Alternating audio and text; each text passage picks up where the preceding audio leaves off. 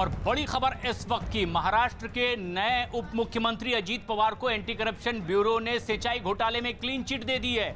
1999 से लेकर 2009 के बीच ये सिंचाई घोटाले का आरोप लगा था, 70,000 करोड़ के घोटाले का आरोप, और इस पर यह जांच भी चल रही थी, लेकिन ये फाइल क्लोज कर दी गई है और क्लीन चिट दी गई है नए उप मुख्यमंत्री अजीत पवार को।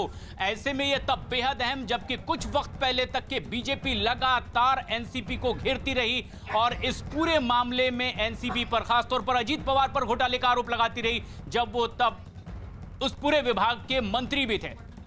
अभिषेक पांडे हमारे सहयोगी फोन लाइन पर मौजूद हैं। अभिषेक, महाराष्ट्र एंटी करप्शन ब्यूरो ने अब क्या कहा है क्लीन चिट देते हुए?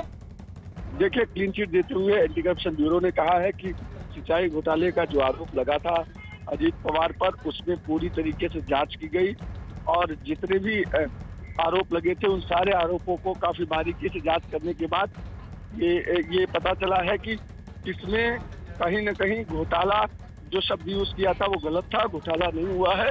और उस समय परिस्थितियां ऐसी थी कि देना अनिवार्य था और सिचुएशन के हिसाब से उन्होंने उस समय में वो सारे डिसीजंस लिए और उसकी जानकारी कई लोगों को थी, ना केवल स्कैम की तरह सिर्फ अजीत पवार को थी। और ऐसे में अजीत पवार को क्लीन चिट दे दी गई है। अजीत पवार को कहा गया है कि उनका इसमें कोई हाथ नहीं है और अब तक जो सारी इन्वेस्टिगेशन हुई है उसमें ये साफ हो गया है कि अजीत पवार का हाथ नहीं है।